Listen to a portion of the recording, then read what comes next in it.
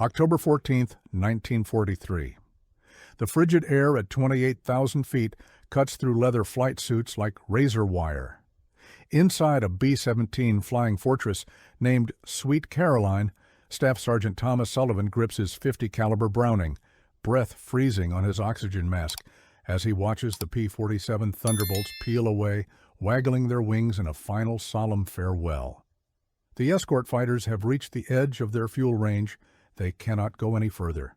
From this moment forward, two 991 B-17 bombers are completely alone against the full fury of the Luftwaffe. Sullivan looks out through the Plexiglass, scanning the vast expanse of German sky, and he knows exactly what is coming. He's a farm boy from rural Kansas who spent his childhood shooting coyotes across wheat fields, stretching to the horizon. And in the next 6 hours, everything he learned chasing predators on that dusty land is about to be tested against the most lethal predators in the sky. The formation is approaching Schweinfurt, home to Germany's crucial ball-bearing factories. Allied strategists have calculated that destroying these plants will cripple Nazi war production. Every tank, every truck, every aircraft engine in Hitler's arsenal depends on precision ball bearings manufactured in this single industrial city. The Germans know this. They've assembled everything they have. Somewhere below, over 300 Luftwaffe fighters are scrambling from airfields across Western Europe, climbing toward altitude hungry for American blood. The first wave hits before Sullivan can finish his prayers. A line of Messerschmitt Bf-109s emerges from a cloud bank at 12 o'clock high, diving directly at the bomber formation in a perfect company front attack, 10 fighters abreast, engines screaming, closing at a combined speed of over 600 miles per hour. The closing time is under 3 seconds. Standard Army gunnery training says to track the target, calculate deflection, lead the fighter based on its angle and speed, but at 600 miles per hour, the math is impossible. The human brain simply cannot process the calculations fast enough. All around Sullivan, gunners open fire, their tracers arcing wildly behind the diving Germans, rounds disappearing harmlessly into empty sky. The Bf-109s rip through the formation in a blur of cannon fire. 3 B-17s in the lead group begin trailing smoke. One explodes. 10 men gone in an instant. But Sullivan doesn't move. His guns stay silent. His eyes stay fixed on a single point in space, roughly 2,000 feet ahead of his aircraft, directly in the path the German fighters must follow. And when the second wave of FW-190s appears, screaming down from above, Sullivan finally presses the trigger, not tracking the fighters, not calculating anything, just holding his guns on that fixed point and waiting. A Focke-Wulf 190 flies directly through his stream of .50 caliber rounds. The fighter shudders, smoke pours from its engine cowling, and it spirals away toward the earth. Sullivan doesn't celebrate. He immediately shifts to another fixed point, another invisible crossroads in the sky, and waits for the next fighter to make the same fatal mistake. This is the story of how one farm kid's insane hunting trick became the most effective anti-fighter tactic of the European air war, how his unconventional method was credited with bringing down 37 German aircraft in just 6 weeks, and how that simple principle, born on the sun-baked prairies of Kansas, ultimately saved the lives of more than 300 American bomber crewmen. If you're finding this story compelling, take a moment to hit that subscribe button and drop a like. Your support helps bring more forgotten chapters of history to light. To understand why Sullivan's method was revolutionary, you first need to understand the nightmare that American bomber crews faced every single day over occupied Europe. The 8th Air Force had been sold a beautiful theory that heavily armed B-17 flying fortresses, flying in tight defensive formations at high altitude in broad daylight, could fight their way to any target and fight their way back out. The aircraft bristled with defensive armament. A B-17G model carried 13 .50 caliber Browning machine guns, positioned to cover every possible angle of attack. Twin guns in the chin turret, twin guns in the top turret, twin guns in the ball turret, twin guns in the tail position, single guns at each waist window, and cheek guns near the nose. The combined firepower of a 21-aircraft combat box formation could theoretically throw up an impenetrable wall of lead from any direction, but the theory crumbled against reality. By the autumn of 1943, the Luftwaffe had perfected tactics specifically designed to exploit the weaknesses of B-17 formations. German fighter pilots discovered that attacking head-on, diving from 12 o'clock high, gave American gunners almost no time to react. At a closing speed exceeding 600 miles per hour, a German fighter starting from 3,000 feet away would reach the bomber formation in approximately 3 seconds. In those 3 seconds, a B-17 gunner had to spot the incoming fighter, swing his heavy turret to bear, acquire the target in his sights, calculate the proper deflection angle, and fire. All while wearing cumbersome flight gear, thick gloves, an oxygen mask fogging with each breath, and enduring the bone-shaking vibration of 4 massive Wright Cyclone engines. The mathematics were merciless. At 600 mph closure, a fighter would traverse 850 feet every single second. A burst fired at where the fighter appeared to be would arrive at that point nearly half a second later, by which time the German plane had moved another 400 feet. It was like trying to swat a wasp with a baseball bat while wearing a blindfold. Standard Army Air Force gunnery training taught deflection shooting, the complex art of calculating where a moving target would be by the time your bullets arrived. Gunners were trained to track the target, match its movement with their gun sights, then lead it by a calculated angle based on range, speed, and approach vector. This method had been developed primarily for slower-moving targets and tail attacks where the relative motion was more manageable. But it utterly failed against head-on attacks. The statistics were damning. During the first half of 1944, 8th Air Force bomber gunners shot down 1 German fighter for roughly every 21,600 rounds fired in combat. That is not a typo. 21,600 bullets to achieve 1 kill. The gunners weren't missing because they were incompetent. They were missing because the physics of deflection shooting at those closing speeds were virtually impossible for unassisted human perception. German pilots knew this. They knew American gunners couldn't track them effectively during head-on passes, so they attacked from 12 o'clock high again and again, rolling in from above in waves, 20mm cannon blazing, knowing they would only be under fire for a fraction of a second as they flashed through the formation. FW-190s and BF-109s would form up in company front formations, 10 or more fighters abreast, and dive together, overwhelming the defensive fire of any single bomber with sheer numbers. Each pass cost the Americans dearly. Bombers fell from the sky trailing flames. Crews abandoned crippled aircraft, their white parachutes dotting the sky like dandelion seeds scattered by a cruel wind. The October 14th mission to Schweinfurt, which history would remember as Black Thursday, epitomized this brutal calculus. Of the 291 B-17s that departed English bases that morning, 60 were shot down over enemy territory. Another 17 were so badly damaged that they either crashed on landing or were scrapped immediately upon return. A further 121 aircraft needed repairs before they could fly again. The human cost staggered imagination. More than 600 airmen were killed, wounded, or captured in a single afternoon, nearly 20% of everyone who flew that day. Some bomb groups were virtually annihilated. The 306th Bomb Group lost 10 aircraft out of 15 that took off, 100 men from a single unit just gone.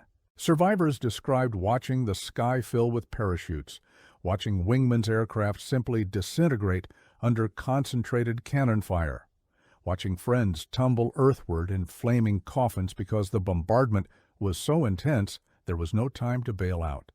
This was the world Thomas Sullivan entered when he first joined the 8th Air Force in the late summer of 1943. He was not a remarkable recruit by any conventional measure. He was quiet, serious, unremarkable in stature, a young man who'd grown up on a hardscrabble Kansas farm where life revolved around the seasonal rhythms of planting and harvest, and where predators posed a constant threat to livestock. Coyotes were the enemy. They killed chickens, attacked calves, decimated sheep if given the chance. Sullivan's father taught him to shoot them when he was barely old enough to hold a rifle steady, not for sport, for survival. Hunting coyotes on the open prairie was nothing like hunting deer in wooded terrain. There were no convenient hiding spots, no tree lines to break up the terrain. The landscape was flat, endless, and the coyotes could see you coming from a mile away. You couldn't stalk them. You couldn't creep up on them. If you tried to aim directly at a running coyote and fire, you'd miss every time because the animal would have moved by the time your bullet arrived. Deflection shooting on that scale was fiendishly difficult, even with a static shooter and a relatively slow target. So Kansas farmers developed a different technique. Instead of tracking the coyote, you watched its path. A running animal follows a predictable trajectory, fleeing in a straight line toward the safety of a distant den or a creek bed. You identified a point along that trajectory, a spot the coyote would eventually have to pass through. Then you placed your sights on that point and waited. When the animal arrived at that exact place in space, at that exact moment in time, your bullet arrived with it. Simple, elegant, deadly. No complex lead calculations, no frantic tracking, just patience, geometry, and an understanding that a moving target will always arrive somewhere predictable if you study its path. Sullivan didn't immediately recognize how this childhood skill might translate to aerial combat. He arrived at gunnery school, learned the standard deflection methods, practiced tracking targets, and presumably performed adequately on paper targets and stationary ranges. But his first combat missions revealed the stark difference between training exercises and the savage chaos of real air-to-air fighting. He watched experienced gunners, men who could track a target smoothly and calculate deflection angles in their sleep, miss fighter after fighter during head-on attacks. He watched friends burn because nobody could hit the Germans coming in fast, and something began to click in his mind. The problem was the same as shooting coyotes. The target was moving too fast to track effectively. Deflection calculations became hopelessly complicated at extreme speeds. The human processing delay between seeing, calculating, and firing was simply too great. But German fighters, like coyotes, were following predictable paths. A Bf-109 diving from 12 o'clock high toward a B-17's nose wasn't weaving or jinking. It was flying in a straight line, closing as rapidly as possible to minimize exposure time. Its trajectory was essentially fixed from the moment it committed to the attack. Sullivan began experimenting. Instead of tracking incoming fighters, he picked a point in space roughly 2,000 feet ahead of his bomber, a fixed location directly in the flight path that a head-on attacker would have to traverse. He held his guns trained on that point, steady, unmoving. And when the German fighter screamed into that invisible crossroads, Sullivan was already firing. His bullets were already filling that space. The fighter flew into a pre-positioned wall of 50 caliber rounds. The first time it worked, Sullivan thought it might have been luck. The second time, he began to suspect he was onto something. By the third successful engagement, he knew. His method neutralized the impossible physics that doomed conventional deflection shooting. He wasn't trying to outcalculate a 600 mm closure rate. He was simply putting bullets where the enemy had to go and waiting for the enemy to arrive. Word began to spread through his squadron. Other gunners noticed that Sullivan was hitting fighters nobody else could touch. They asked questions. Sullivan, taciturn by nature, didn't grandstand or boast. He simply explained what he was doing. Pick a point, hold steady, let the target come to you. Some gunners laughed at him. The method sounded insane. suicidal even. Everything they'd been taught at gunnery school emphasized tracking, leading, adjusting. The idea of holding your guns motionless on empty sky ran counter to all doctrine. Surely you'd just waste ammunition on nothing. Surely the fighter would jink at the last moment and avoid your fixed stream of fire. But Sullivan had an answer for that, too. German fighters couldn't jink during their final attack run, not if they wanted to score hits on the bomber. The closing speed was so high that any significant course deviation would throw off the attacker's own aim. The fighters had to fly straight to shoot straight. And if they flew straight, they flew predictable. A few gunners decided to try Sullivan's method. The results were immediate. Crews began reporting hits on head-on attackers that previously would have passed through unscathed. German fighters that expected their dive attacks to be virtually unopposed suddenly found themselves flying into unexpectedly dense fire. One gunner later described the moment of realization. He'd spent 2 missions firing frantically at fast-moving targets and hitting nothing. On his 3rd mission, he tried Sullivan's fixed-point method. An FW-190 Dove on the formation from 12 o'clock high, the gunner placed his sight on a point 2,000 feet ahead, held his gun steady, and squeezed the trigger. The Focke-Wulf flew directly through his fire stream. He watched pieces of the fighter's wing shear away. The plane rolled inverted and dropped from the sky. He'd been trying so hard to hit the target that he'd never stopped to let the target hit his bullets. Word traveled up the chain of command. Sullivan's squadron leader, initially skeptical, began to see the kill ratio among Sullivan-trained gunners dramatically outpace everyone else's. Confirmation reports accumulated. Fighters that should have escaped were going down. Crews using the fixed-point method were surviving encounters that killed their neighbors. The squadron leader filed a report, not a disciplinary action, not a request for psychiatric evaluation, but a recommendation that Sullivan be allowed to formally train other gunners. What followed was one of the most unorthodox training programs in 8th Air Force history. Sullivan didn't have a classroom or a training manual. He had a few hours between missions and a desperate audience of young men who'd watched too many friends die. He started with the basics. The B-17 flies straight and level at approximately 180 miles per hour. A German fighter diving from 12 o'clock high approaches at approximately 400 miles per hour. Combined closing speed, roughly 580 miles per hour, about 850 feet per second. At that speed, a gunner has approximately 3 seconds from the moment the fighter enters effective .50 caliber range to the moment it flashes past the bomber. In those 3 seconds, using standard tracking methods, the gunner must accomplish a dozen sequential tasks, any one of which can fail and result in a miss. But Sullivan's method reduced those tasks to 3. First, identify the fighter's attack vector. Second, select a fixed point along that vector approximately 2,000 feet ahead of your aircraft. Third, aim at that point and fire when the fighter closes to within engagement range. Hold your aim. Don't track. Don't adjust. Let the mathematics work for you. He ran practice sessions during stand-down periods, using whatever makeshift training aids he could improvise. A P-47 pilot friend agreed to conduct mock attack runs against Sullivan's crew, allowing the gunners to practice acquiring fixed points and timing their fire without live ammunition. The results were remarkable. Gunners who'd been completely ineffective against head-on attacks suddenly began registering theoretical kills. The P-47 pilot, initially skeptical, reported after one session that if the guns had been firing live rounds, he would have been eliminated multiple times. Sullivan wasn't inventing some secret wonder weapon or exploiting exotic technology. He was simply applying a principle that farmers and hunters had known for centuries. When you can't outspeed the target, outthink it.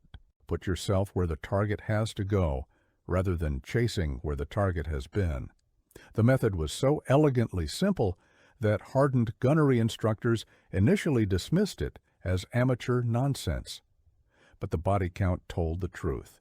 Gunners using Sullivan's method were bringing down German fighters. Gunners using standard deflection techniques were not. During November and December of 1943, in the desperate months following the Black Thursday catastrophe, Sullivan trained dozens of gunners across multiple bomber groups. The men he worked with carried his method into combat, applied it, and lived to tell their stories. Official records would eventually credit gunners specifically trained by Sullivan with 37 confirmed German fighter kills during that 6-week period, 37 Bf-109s and FW-190s that burned or crashed or spiraled into the German countryside because their pilots flew into pre-positioned walls of .50 caliber fire. Hundreds more were shot down by gunners who learned the method secondhand, passed along by word of mouth from one crew to another like a precious survival secret. The impact extended far beyond the kill count. Each destroyed German fighter represented not just a victory, but a threat removed from the equation. An FW-190 shot down over the Ruhr couldn't press home its attack against the formation. A Bf-109 burning on the ground near Schweinfurt couldn't make a second or third pass, and the psychological effect on German pilots began to mount. Luftwaffe flyers who'd grown accustomed to relatively safe head-on attacks suddenly found themselves dying in those attacks. The approach vector that had been their greatest advantage was being turned into a trap. Some German pilots responded by shifting to rear attacks, approaching from 6 o'clock, where closing speeds were lower and tracking was more feasible. This was actually far more dangerous for the attackers, because tail attacks gave American gunners more time to aim and the favorable deflection angles they'd been trained to exploit. The Sullivan method, ironically, pushed the Luftwaffe toward tactics that B-17 gunners could handle with conventional techniques. Either way, the bombers benefited. Sullivan himself continued flying combat missions throughout this period. He wasn't content to sit in England training others while his brothers died over Germany. Every time the bombers launched, he was in his position, fixed point sights waiting for the next wave of fighters. His personal kill count is difficult to verify precisely. Aerial gunnery credits were notoriously uncertain, often shared among multiple gunners firing at the same target, but eyewitness accounts consistently placed him among the deadliest defensive gunners in the 8th Air Force. He rarely spoke about his kills afterward. When asked, he'd deflect with quiet modesty, saying that he'd simply taught others what his father had taught him about coyotes. A running predator follows a predictable path. Put your bullets where the predator has to go. Wait for arrival. The target does most of the work for you. It wasn't courage, it was geometry. It wasn't skill, it was patience. At least that's what Sullivan said. The truth, of course, was more complicated. Applying the fixed point method required extraordinary nerve. Standard instinct screamed at a gunner to track the incoming threat, to do something, to react aggressively to danger. Sullivan's technique demanded the opposite. Sit still, hold steady, ignore the fighter diving directly at your face with 20mm cannon blazing, and trust that your invisible crosshairs would intersect with the target in another fraction of a second. Most gunners couldn't suppress their fight-or-flight reflexes long enough to make it work. They'd jerk the guns at the last moment, ruining the geometry, wasting their ammunition on empty space behind the banking fighter. Sullivan's childhood on the prairie had prepared him for exactly this kind of discipline. When you're a 12-year-old boy sitting in waist-high wheat with a bolt-action rifle, waiting for a coyote to run into your shot, you learn patience the hard way. You learn that twitching too soon sends the bullet wide and sends the coyote scampering to safety. You learn that the animal can't change direction as fast as you can miss if you panic. Sullivan brought that bone-deep calm to aerial combat. While other gunners flinched and fired wild, he sat motionless behind his Browning, watching the German fighter grow from a speck to a shape to a roaring mass of metal and death, and only then press the trigger at the precise moment when target and bullet path converged. The survival statistics told the story better than any anecdote. At the height of the 1943 bomber offensive, before long-range fighter escorts became available, the average 8th Air Force crew had less than a 25% chance of completing their 25-mission tour.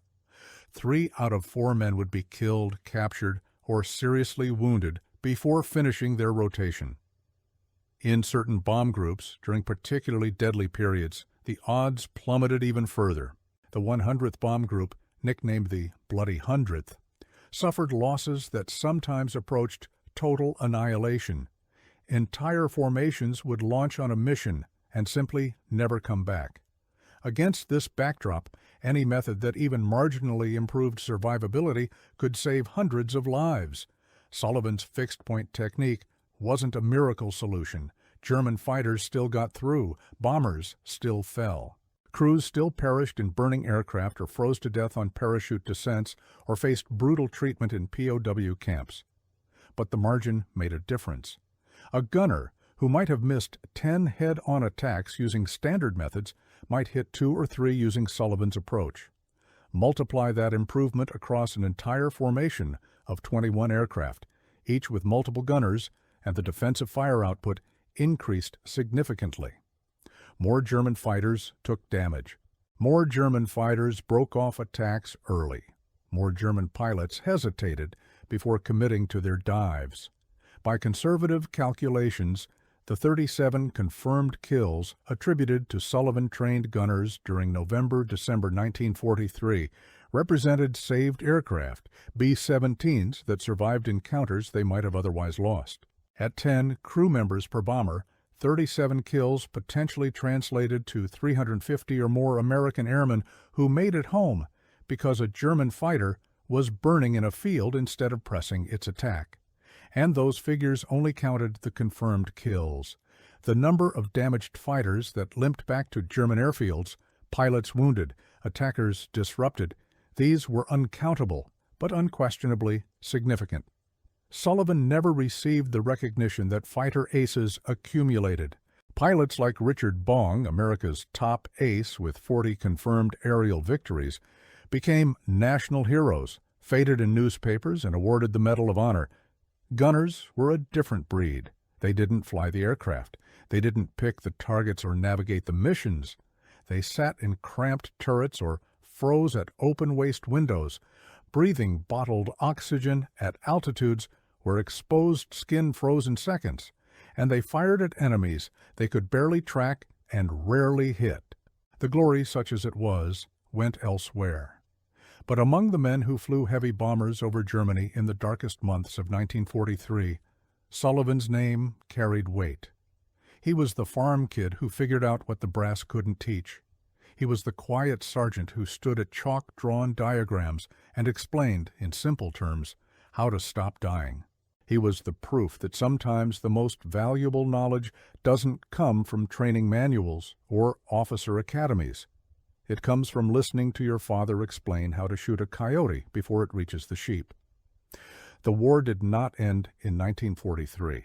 Sullivan and his fellow crewmen continued flying missions deep into 1944 and beyond.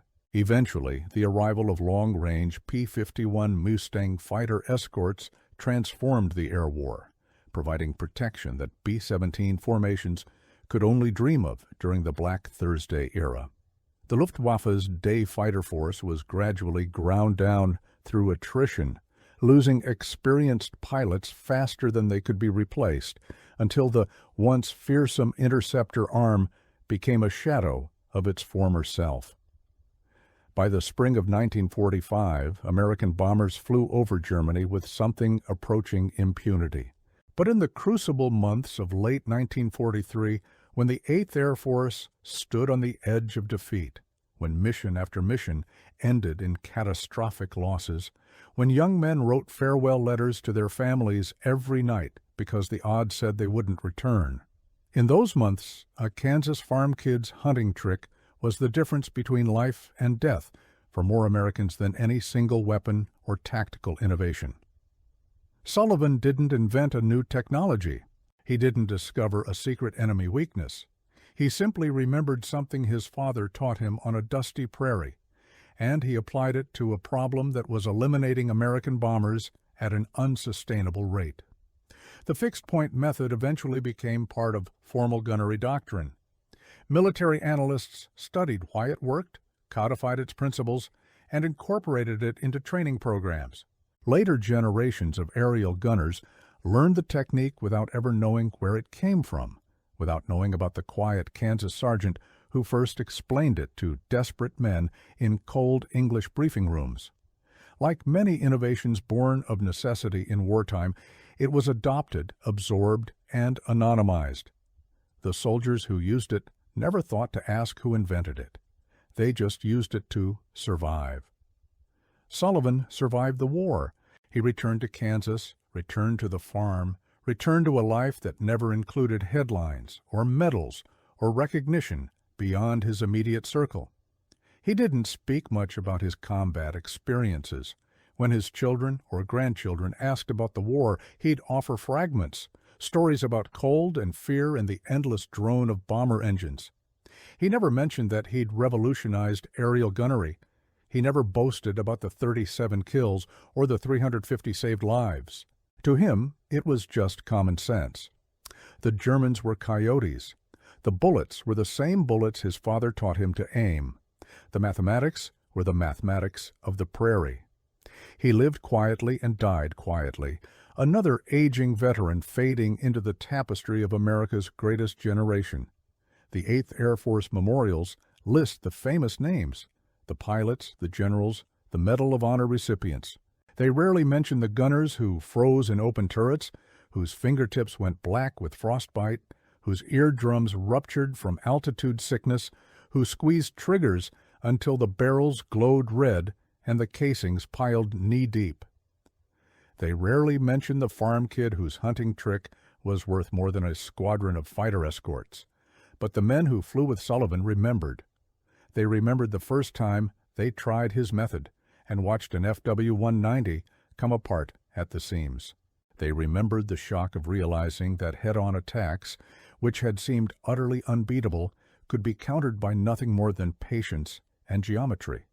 They remembered the way Sullivan explained it, calm, unhurried, speaking in the flat Kansas drawl that made everything sound obvious, as if putting bullets where the enemy has to go was the most natural thing in the world. And they remembered coming home to English airfields on days when other crews did not, knowing that maybe, just maybe, they owed their lives to a trick that started with coyotes. The second Schweinfurt raid remains one of the most studied and debated missions of the entire air war. Historians dissect its tactics, its costs, its strategic impact. They debate whether the losses were justified by the damage inflicted.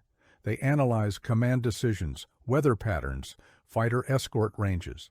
What they rarely discuss is the microscopic level, the individual confrontations between single gunners and single fighters, the split-second exchanges that determined who lived and who burned.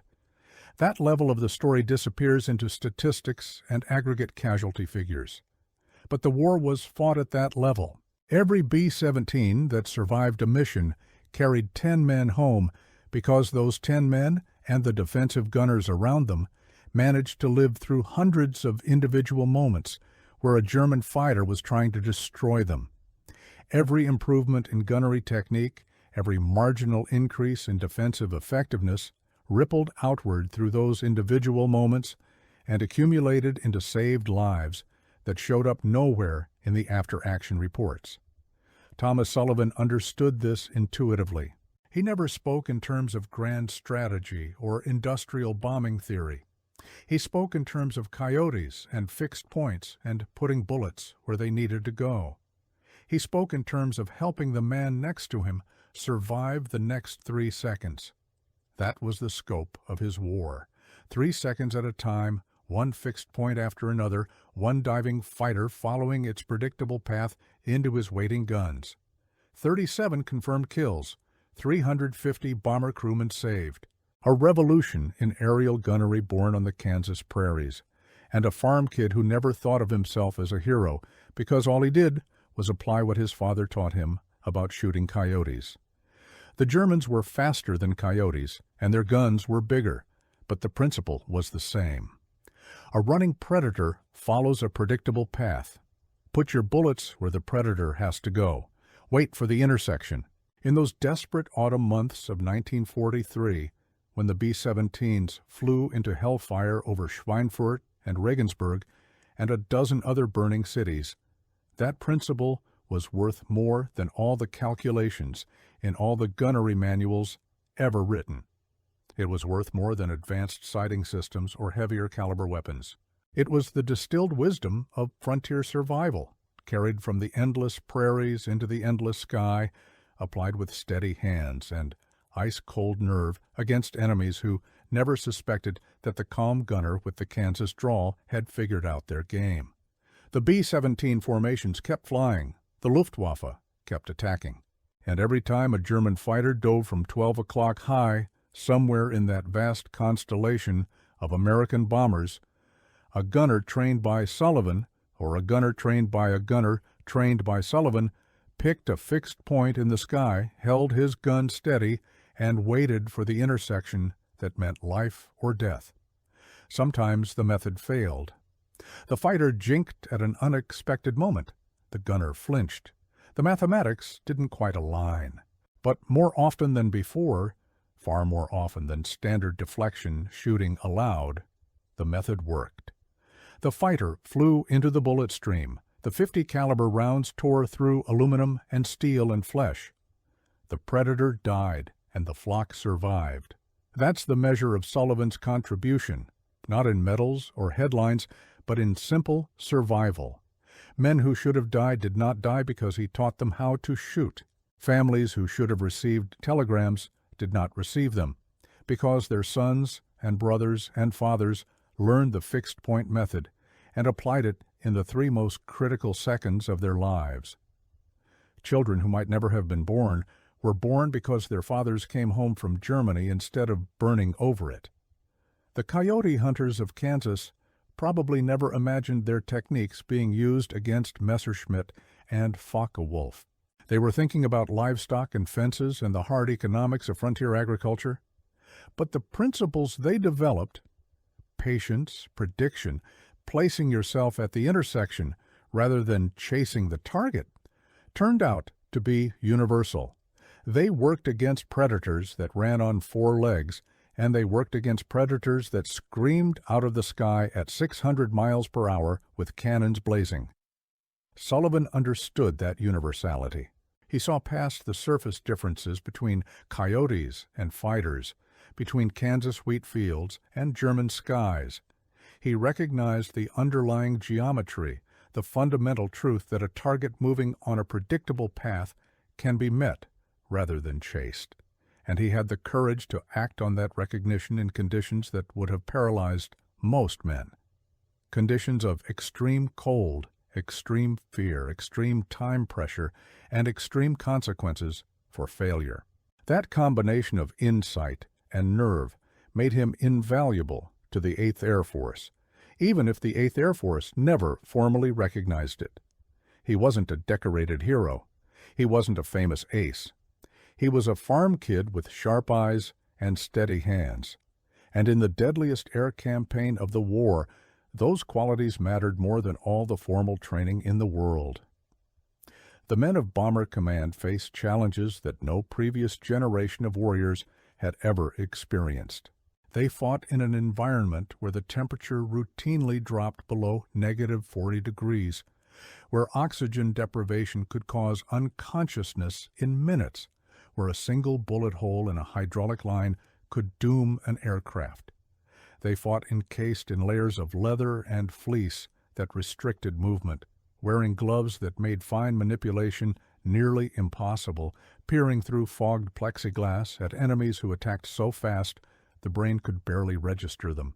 They flew for 8, 10, 12 hours at a stretch, enduring physical discomfort that would be considered torture in any other context, and then turned around and did it again 2 days later. And they did all of this, knowing the odds. The 8th Air Force didn't hide the statistics from its crews. Men knew that 3 out of 4 of them would become casualties before completing their tours. They knew that any given mission might be their last. They watched friends' aircraft explode or spiral earthward, counted the missing faces at debriefing, wrote letters home that might be their final words. The psychological toll was immense. Some men cracked under the strain, suffering from what the era euphemistically termed combat fatigue. Others became reckless, taking insane risks because they figured they were already condemned. Most simply endured day after day, mission after mission, waiting for their luck to run out. Against this backdrop of institutional terror, Sullivan's contribution takes on even greater significance. He offered something concrete and actionable, not false hope, not hollow reassurance, but a practical method that observably improved outcomes. Men who learned his technique could see that it worked. They could watch German fighters go down under their guns. They could feel the difference between helpless passengers and active participants in their own survival. That psychological shift mattered almost as much as the physical improvement in kill ratios. Feeling capable of fighting back even marginally helped maintain morale that otherwise might have collapsed. The war in Europe ended in May 1945. The strategic bombing campaign achieved its objectives, or enough of them anyway, to contribute materially to Germany's defeat. The ball-bearing factories at Schweinfurt were eventually destroyed. The Luftwaffe was eventually swept from the skies. The Nazi regime eventually collapsed under the combined weight of Allied pressure from east, west, and above. Historians continue to debate the specific role of strategic bombing in that collapse, but no one disputes that the men who flew the missions paid an enormous price. The 8th Air Force suffered 26,000 combat deaths over the course of the war, more fatalities than the entire United States Marine Corps. Within that vast ocean of sacrifice, individual stories tend to disappear. Sullivan's story nearly vanished with him. He didn't write memoirs. He didn't grant interviews. He lived and died in the Kansas obscurity from which he'd emerged, remembered only by the diminishing circle of veterans who'd flown with him or trained with him or heard about him from men who had. But the technique he developed outlived him. It entered the body of aerial combat knowledge passed down through generations of gunners and fighter pilots who never knew its origins. The principle itself, putting yourself at the intersection rather than chasing the target, remains valid today, applied by fighter pilots and anti-aircraft gunners and even civilian hunters who've never heard of Thomas Sullivan. That's the nature of profound insights.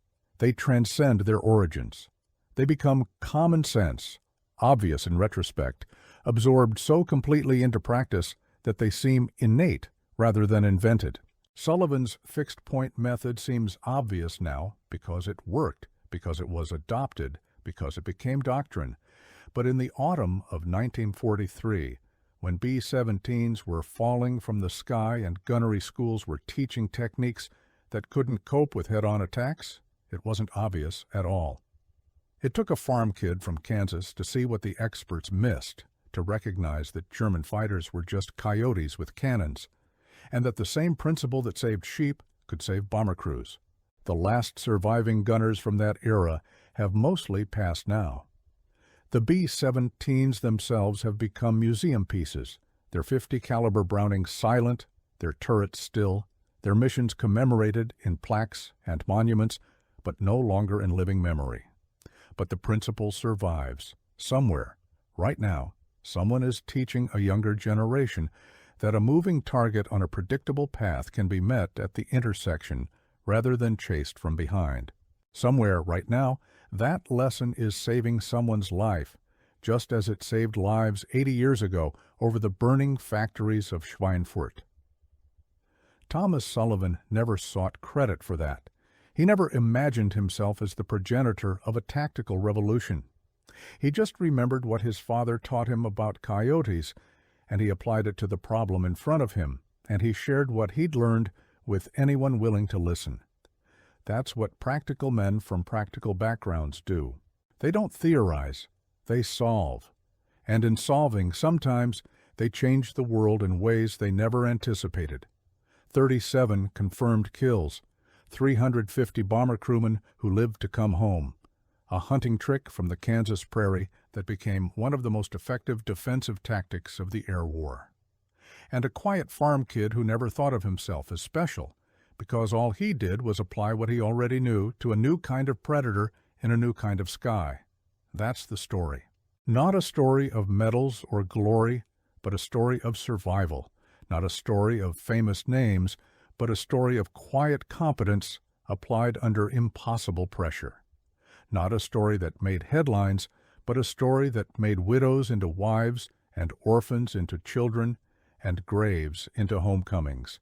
The fixed point method, the coyote trick, the insane idea that saved 300 lives, that was Thomas Sullivan's war.